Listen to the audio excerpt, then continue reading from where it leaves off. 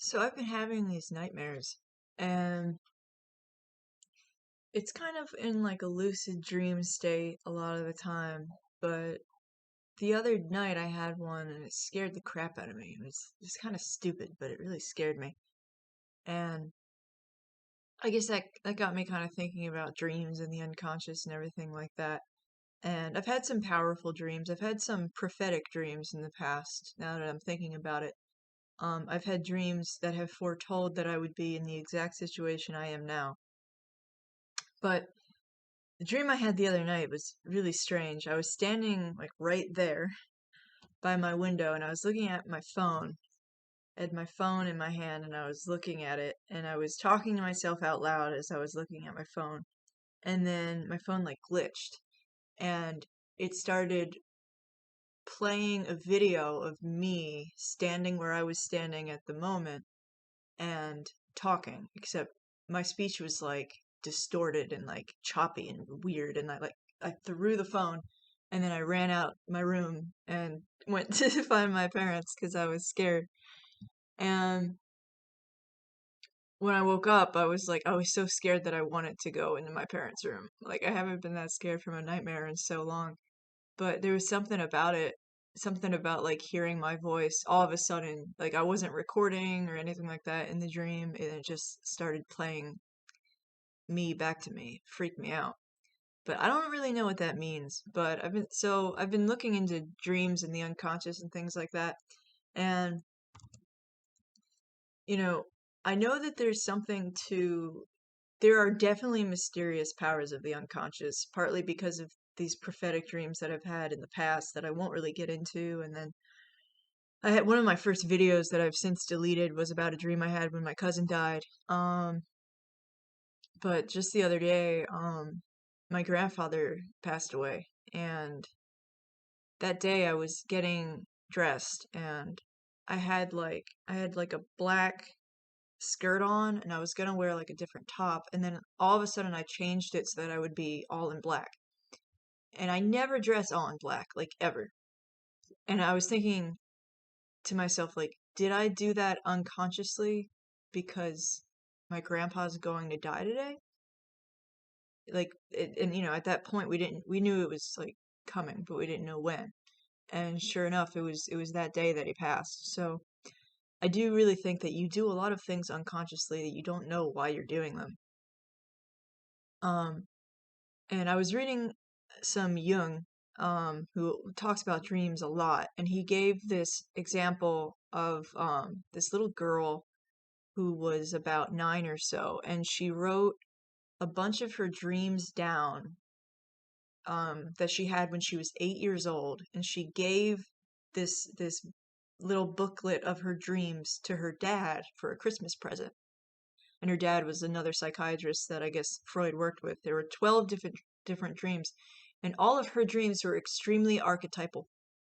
So Jung always differentiates between two different types of dreams. There's the personal ones, ones about your mom or your car or whatever, and then there's archetypal dreams that there's symbols in them that you don't know what they mean, and they span cultures. Different people have them. Um, and they use these universal symbols from the collective unconscious. So there were 12 dreams that this little girl wrote down when she was 9 or so and gave to her dad, and they're all extremely interesting. One is the evil animal, a snake-like monster with many horns that kills and devours all other animals, but God comes from the four corners, being in fact four separate gods, and gives rebirth to all the dead animals. That was one of this little girl's dreams. And she wasn't like raised religious or anything. Number two, an ascent into heaven where pagan dances are being celebrated, and a descent into hell where angels are doing good deeds. Number three, a horde of small animals frightens the dreamer. The animals increase to a tremendous size, and one of them devours the little girl. Blah, blah, blah, blah. There's all these really interesting dreams. Um, a drunken woman falls into the water and comes out renewed and sober. The scene is in America, where many people are rolling on an ant heap attacked by the ants. The dreamer, in a panic, falls into a river. Those are two different dreams. There is a desert on the moon where the dreamer sinks so deeply into the ground that she reaches hell. That's an interesting one.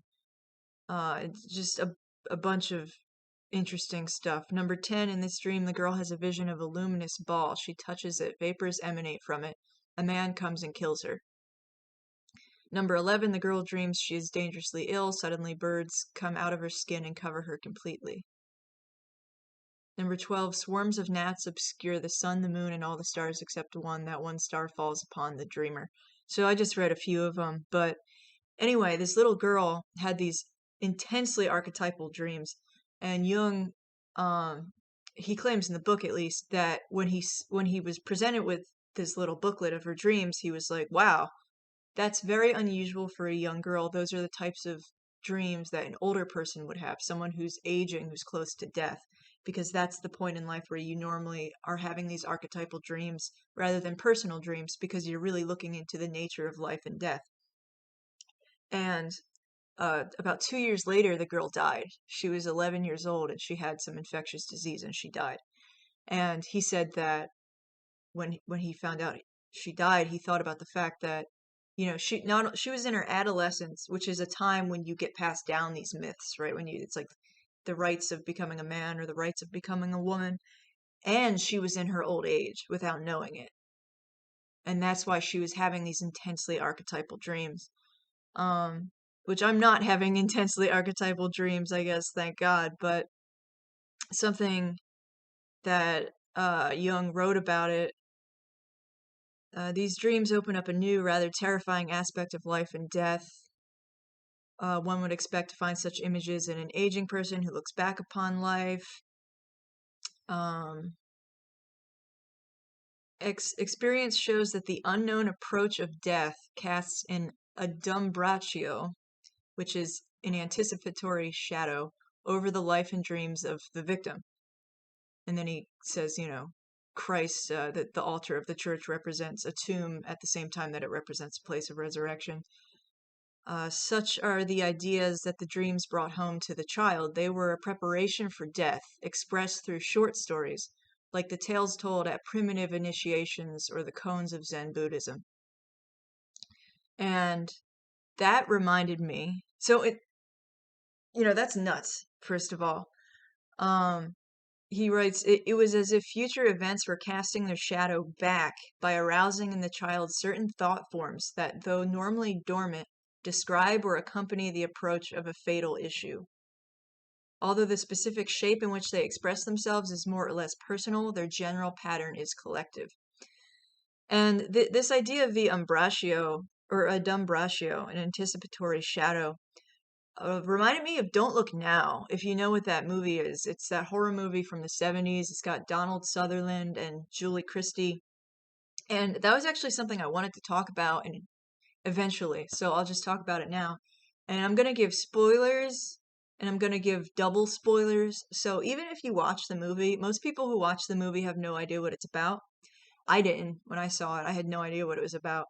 And so on the surface, the plot is there's a couple, a husband and a wife, that, you know, the husband is some kind of like he restores old archaeology, or he restores old cathedrals. And I don't know what the wife does, but the story opens with his daughter dying. She's this little girl, she's like 7, she's in this red raincoat. She falls into a body of water and drowns, and the dad finds the daughter and, you know, freaks out. And then it kind of flashes forward to the dad and the mom in Venice after the death of their daughter. And he's restoring some old cathedral, and they meet these psychics in a restaurant, and there's weird stuff there. And Donald Sutherland's character, the dad, he almost falls off a ladder at one point when he's at work. He looks at a picture of the cathedral, like a Kodiak picture that he took, or Kodak picture that he took, and it's like it starts to like ooze and bleed a little bit, and like all throughout his stay in Venice, he's seeing what appears to be his daughter. He's seeing a small person in a red raincoat that he never can see like he can never see their face, that's running around the streets of Venice. And he like has this feeling that it's his daughter, because that's what his daughter was wearing when she died. And basically at the end of the movie, there's this one of the psychic freaks out. She's got this bad feeling, and he's chasing this red raincoat girl around Venice, trying to see her. And as he's chasing the girl, he sees his wife on like a boat, and she's all in black. She's wearing a veil, and he doesn't understand why his wife is heading in that direction when he thought that his wife was leaving to go to England to visit their other child. And then he finally catches up to the little girl in the red raincoat, and it's this horrifying midget that stabs him, and then he dies. And that's the movie. It's a really interesting movie, though. So, the thing that's interesting about it that people don't usually understand, everything weird that happens to the dad, when he's looking at the picture of the cathedral and he sees like the what looks to be blood moving down it when he falls off the ladder, his encounters with the psychic, even him seeing the red raincoat little girl running around Venice, all of these things are in Adumbratio. They are all his subconscious trying to communicate to him that he's about to die. And that's what that movie's about. And it's really kind of interesting.